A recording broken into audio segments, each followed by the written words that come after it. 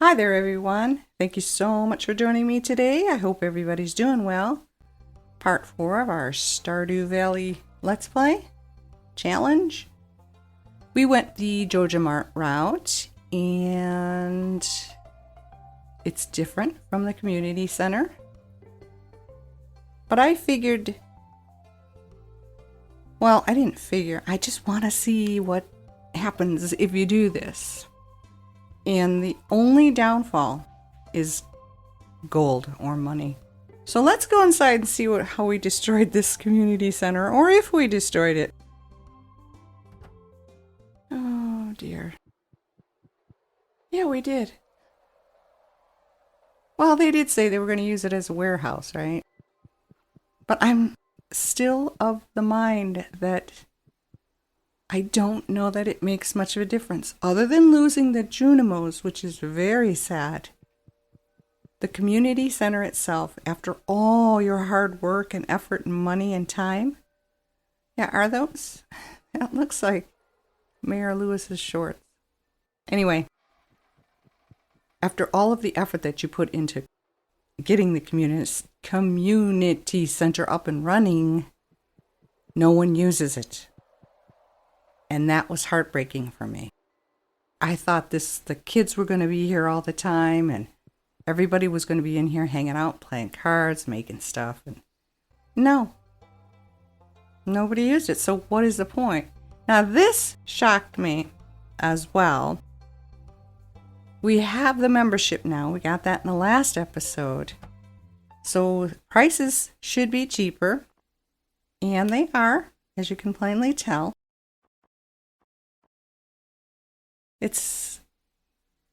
Yeah, it is cheaper. Lots cheaper. But you'll notice some things missing. A few things are missing. So I was a little bummed about that. They do have cheaper prices than Pierre, but they don't carry everything. If you want the oil for cooking, you either have to make it yourself or buy it from Pierre, because Joja doesn't carry it. But Joja also doesn't. See, there's no blueberry seeds at Joja's. And Pierre is only asking 80 for them.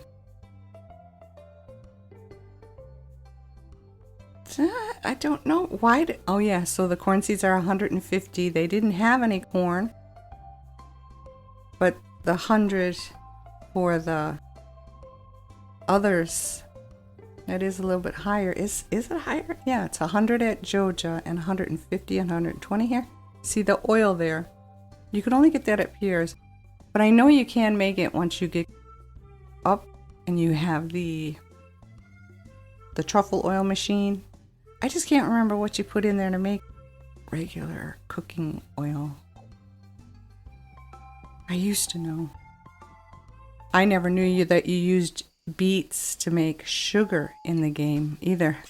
It took me a couple years. I wish I'd known that, because I like the mill. I know a lot of people don't, but I like the mill. So at this point in the game, as you can plainly tell, I'm broke.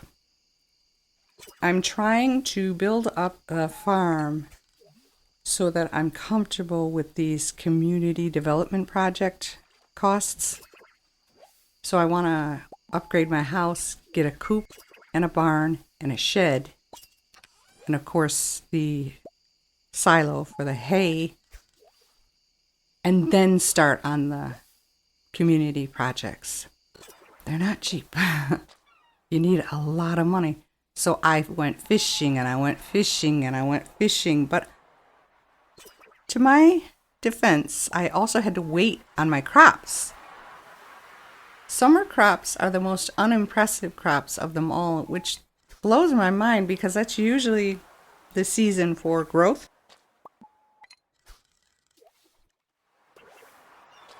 Oh, excuse me. However, most of the crops are planted in spring, they grow in summer, they're harvested in fall. That's not how this game works.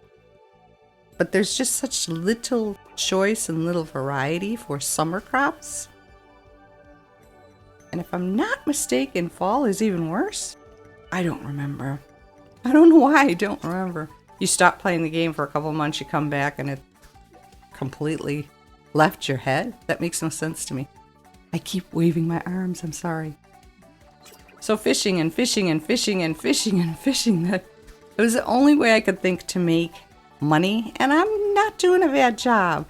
I also forage, and I'm down in the mines as often as I can, but I don't like going down there on bad luck days. It's just futile. You can barely even find copper. So we take a little break here for the luau. Didn't really want to do this, but I thought, you know what? I have so many gold and purple. So I think I threw a purple fish in there. I don't remember. And it worked. Because my fishing skill went up. My foraging skill, I think, is the lowest one, because I wanted to mention that to you guys. I'm not sure if this is a thing or if it's all in my head. But there are times when you could, an overabundance of foraging items. And then there are other times, like new games, separate games, you barely find anything at all. And that's what this one is. There's nothing to forage. I'm lucky if I find 3 forage items a day. And the beach is even worse. Summertime is when the nautilus shell, and I'm probably not saying that right, the long blue shell, that should be out. And I got 1.